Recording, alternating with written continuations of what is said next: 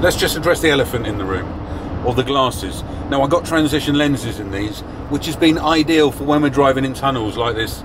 But Linz reckons I look like one of the two Ronnies. What do you reckon? Actually, what I reckoned is he looks like both of the two Ronnies. Welcome back. You join us as we're on our way to Venice. It's about a 3.5 hour drive from Florence to get to Venice. Lots of tunnels, I got to say. Lots of tunnels. But we're going to get there late. We're probably not going to get there till 9 o'clock this evening. And I don't like driving in the dark, but there it is. We have had a great day today, walking around Florence. We love Florence. Everyone loves Florence. If you've not been to Florence, you must visit it. It's one of the most beautiful, if not the most beautiful, as Lindsay said, cities we've ever been to. Right, we have been on the motorway for around 3 hours, over 3 hours, I'd say. And it's been tolls the whole way. So let's see how much this thing cost. Introdurre il biglietto. Introdurre il biglietto. I was saying it's Class B. Okay, so I'm going to use that one. Prego attendere validazione carta in corso. €21.80, bargain. Yeah, you take that. One of my biggest worries whenever we arrive at places in the dark is that it's already full and then we've got to figure out somewhere else to stay. So keep your fingers crossed that this brand new air that we've never been to before has plenty of room for us. After around 3.5 hours of driving, we made it to Venice, or Venezia as they call it, which is the only vehicle access to the historical centre of Venice. Boys, we're pulling into Venice, we're over the sea now. We're heading towards Tronchetto, which is also known as Isola Nuova, meaning New Island. It's an artificial island in the Venetian lagoon, located at the westernmost tip of the main Venice island. The new island was created in 1960 and is now used as a car park for tourists who cannot bring their vehicles into the city. Ah, there I can see it on the right. So That's right.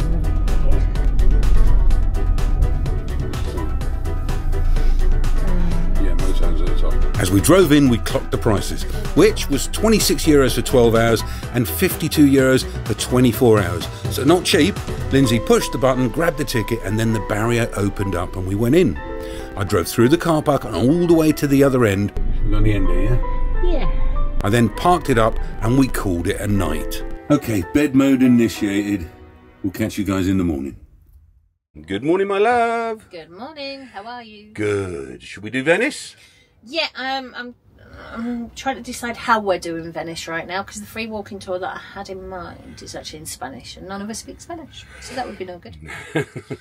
But it's a city we've never been to. Well, we've been to, but it's a city that I know nothing real about. Just we've wandered around and got lost, and I don't want to do that again. That's boring. I want to understand what I'm looking at. Yes, we've done Venice twice before, but never a free walking tour. So Lindsay's just trying to find that for today. But we have wandered aimlessly around Venice, and I really quite enjoyed that, to be honest with you. It was good.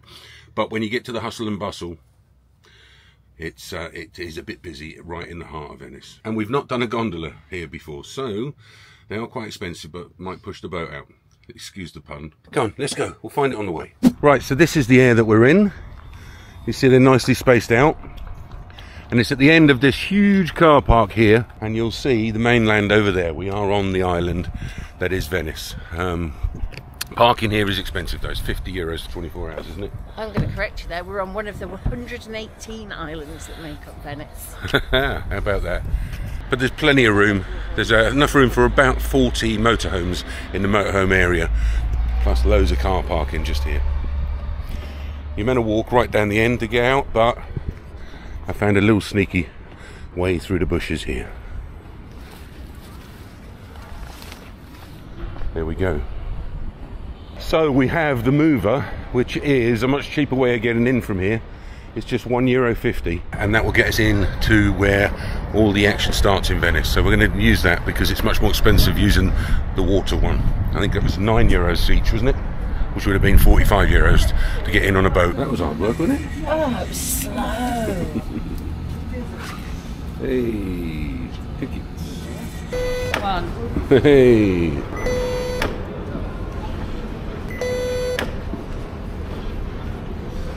Thank you. Yay! So that's €1.50, and it allows us travel on the people mover, the buses, and anything for 75 minutes. Is that right? That's what Eddie said. I didn't read it. I was trying not to get frustrated. But if it is, that's great value. Isn't it? Yeah, £6 for a lot of us. £6.30 something. It was. Your watch says £6.43. Here we go. Yeah. Wonderful. Oh, this is cool. Yeah. Carriage to ourselves. Well, until someone else comes in. Opening doors. The mover is very convenient and gets you from the car park into Venice in just a few minutes. And after walking straight outside, we were at the canals of Venice. Now it's in between breakfast and lunch, and the boys were hungry, but of course they were. They need feeding every 2 hours, so we needed to find somewhere for a snack first. A selection of pizza, and we got a hot dog and lasagna. Is that nice? There's a little snack to tide everyone over. Harry seems to be enjoying that. Eh? It's really nice and basic, lovely and crispy. Is it? This is definitely the place to be. Look, €3, €2, €2.50, €2. So before we get into the heart of Venice, we've filled everyone's bellies up there for breakfast. So now we can head in and we don't have to pay the St Mark's Square prices. We were never going to pay St Mark's Square prices. No, right. I'm too tight for that.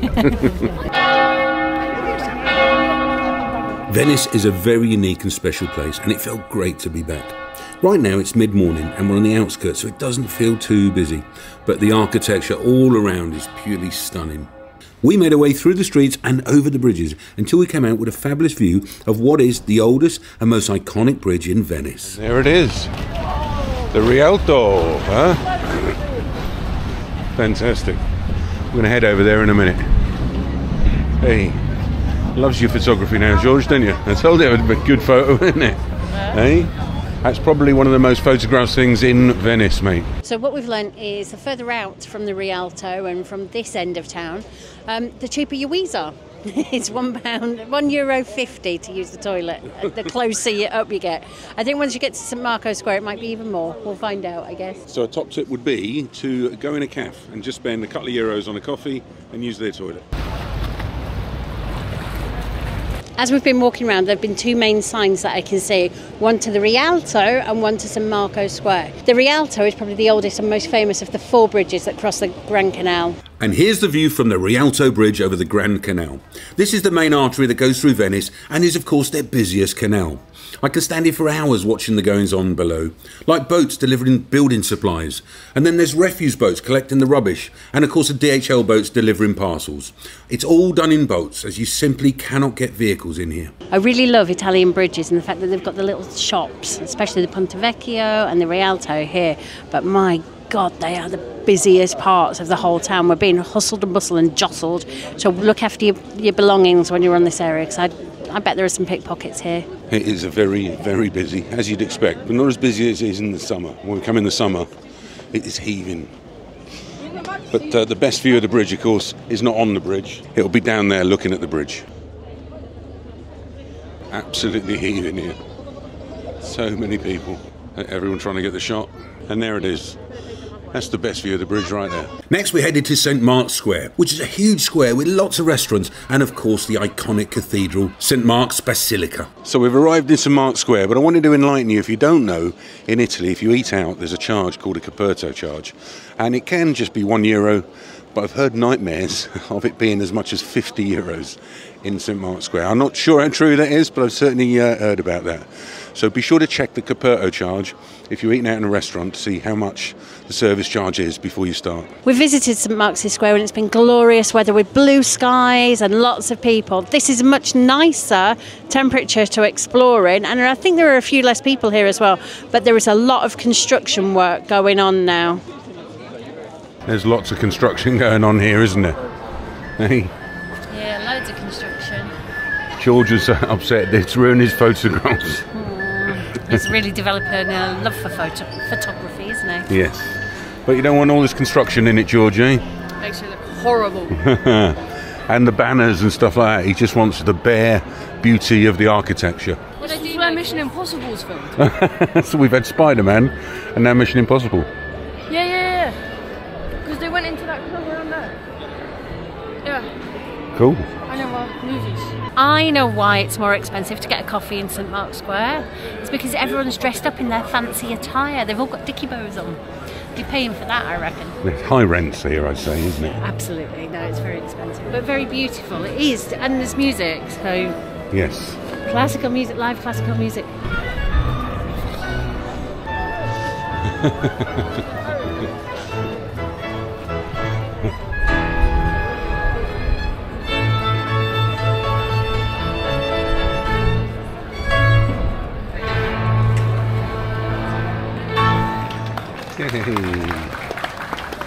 Right, this is where the high-end shops are down here.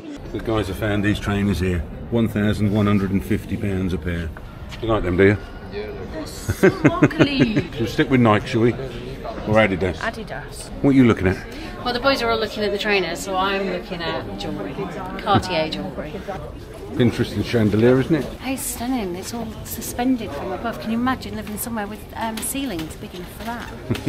I think we've just walked down the most expensive street. It's had all of the designers on there, and there's some very beautiful men and women. And then there's tourists as well, with our comfy shoes and our puffer jackets. Okay, no visit to Venice is complete without a gondola tour. Well, we've done 2 visits to Venice without gondola tour, so now's the time. Right.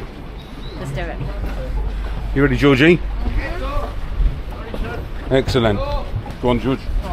So we climbed aboard the gondola for a beautiful romantic cruise around the canals of Venice with the 3 boys. Thank you. Sit in the front. Thank you. Grazie. Just one cornetto. Typical English, eh? I bet nobody else would get a reference to that, just the English. Just the English around in the 80s as well. Right. Just one cornetto, give it to me. It was an ice cream advert, George, and they had them going down in the gondola, that's all. Oh, okay. It's a bit choppy on the main canal here, so we're just going down a side street, and I bet that will probably level it out a bit. So most of the rides here, well no, all of the rides here are €90 for 30 minutes. And we've been looking at different routes that we want to do, and none of the routes taking everything, so we're going to get an extra 15 minutes. For €130. Yeah.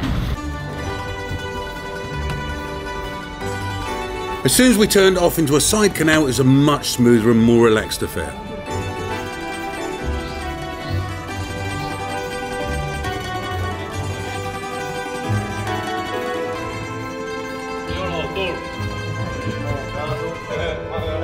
Well, this is romantic, isn't it? You and 3 children.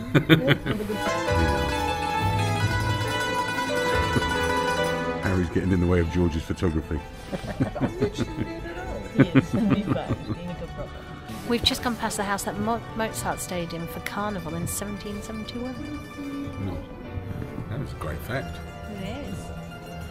And you'll see there's many hotels like this here that's got access. You can just come up in a boat and watch him make this tight turn.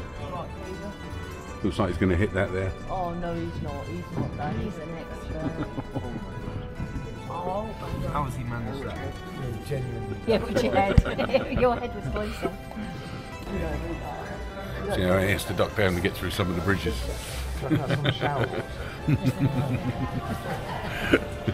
Waving at him in the restaurants as we go by. Splendid Venice Hotel. So that'd be one. Turn up at your hotel in a boat, out you get, and straight in.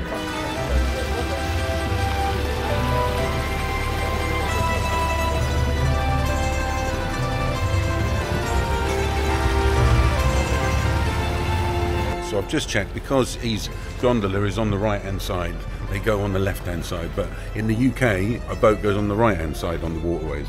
So you get all your building supplies in, look. And this is a water taxi.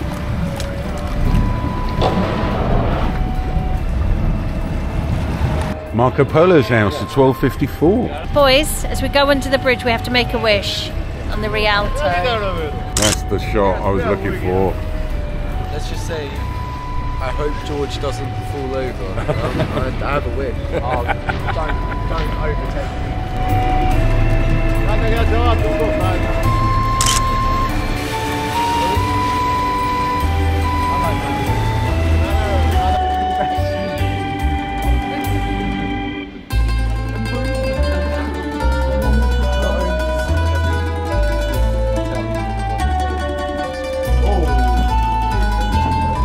There you go, boys. Did you enjoy that, boys?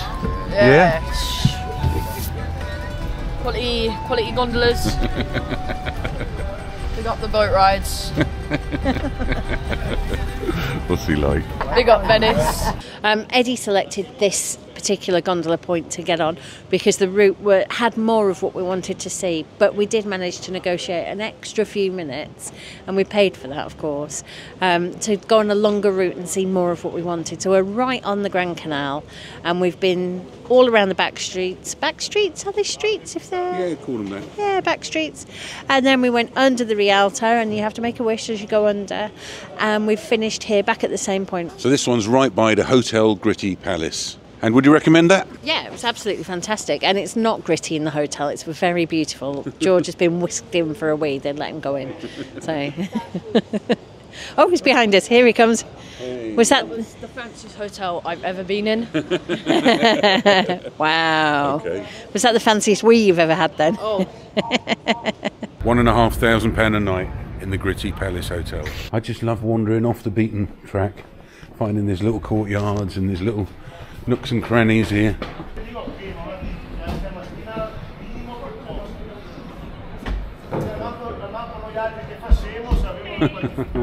This is off the beaten track, pretty much like where we went the second time we came. It's lovely. I've just seen DHL go by. Right. It's much better being off the beaten track, just wandering around, quiet, not full of tourists. Lots and lots of little thin alleyways, nickets, ginnels, whatever Lindsay would call it. And not a car in sight. Looks like we're coming out on the Grand Canal again. Oh, I know there's a sticker opportunity there. If I had a Roman Radford sticker on me, I'd stick it up there. Okay, I think we found the local market. Fruit and veg, nice and fresh. I need some bananas, but I can't be bothered carrying them back. Not yet. Fruit and veg stall on a boat, hey, only in Venice.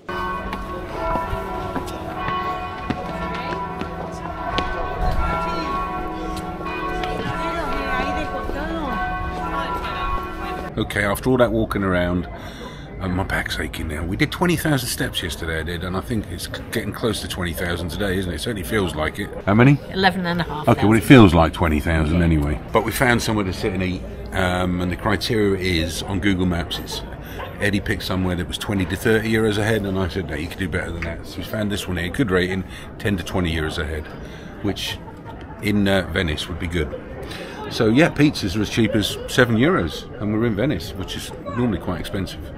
Oh, and I checked, the Coperto charge here is just €1.50. What have you ordered there, my love?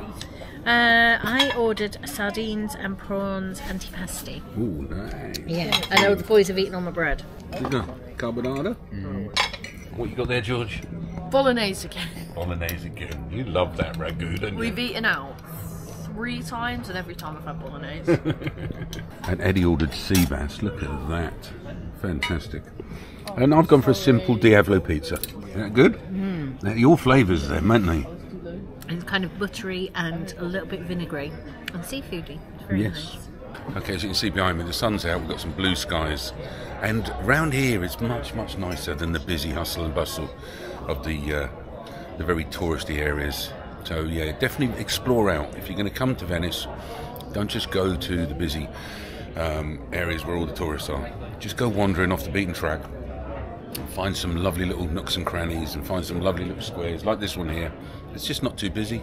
It's lovely, isn't it? It's really nice, yes. Really lovely. And that sunshine's beautiful. There we go.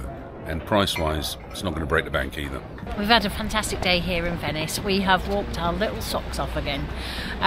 It is somewhere you come and you don't have to spend money. It's completely free to walk around and just look up and see what's here. The gondola was amazing. That was an absolute bucket list thing. We're about to head back to the Air, which is right on the very first island as you come on towards Venice. We've not seen it before. In the past, when we've come to Venice, we've stayed at campsites on the mainland, which are a ferry ride away. In fact, the one that we've stayed at a couple of times has its own pool, and the ferry port is just outside the gate, so I'm going to leave a link to that in the description. But one last thing to do before we leave Venice. The boys need tiramisu, apparently. So let's go find somewhere for that. Did you find tiramisu? Okay. After, if I don't get tiramisu, I'm going to sulk. We've got a mixture of other things because they've run out of tiramisu. But it'd be lovely. What we thought we'd do is we'd get to our next stop, get a nice tea, maybe a coffee, and have some fancy cakes. Okay, packing up the van to hit the road. One thing we've got to do is take these blinds off because they don't have the ones that we have on our Swift. So just got these silver screens with the poppers on, which work, but they're a bit of a faff, they really are. And then you've got to store them as well. So that's one thing that I do miss, I wish we had, was blinds fitted to the front windows. And I know a lot of you are asking, how does it compare to our kon-tiki? Well, let's live in it for a little bit longer and I'll give you our honest opinion at the end. But short answer is, it's quite similar in layout and how we sleep, for definite. But it hasn't got all the toys that we got in ours. But one thing it has done is living off grid for a couple of days. It's worked a treat, to be honest with you. I thought we'd flatten this battery sooner, but it's holding up and solar's recharging it. So yeah, it's winning. It's been able to do off-grid in a rental motorhome, no problem. So this stop has been good. It's been good. The other stop that we stayed at the last few times, I'd recommend that over this because it's similar price and you've got a swimming pool and there's a restaurant and there's much more facilities there. So definitely there's a link in the description for the other campsite, which is just across the way. Like Lindsay said, it's a short ferry ride right into Venice on that one. So stay at that one first. But I just wanted to check this one out, knowing that there's an air on the small island of Venice. So it works, but 50 euros, expensive. But although there aren't services, there are bins. So that's okay, that's good. And there are toilets over by the multi-storey car park that you can use for €1 a go. And it's emptied out here, the vans that were there earlier. But right, here she is, ready to hit the road again. Just Go, but don't forget, it's not sponsored by Just Go. But we like them because they are the largest motorhome rental company in the UK, and it gives people that don't have a motorhome an opportunity to go and use them and try it out. So definitely hit them up and see how much it costs for you guys. Ready to hit road, my love? I am, let's go.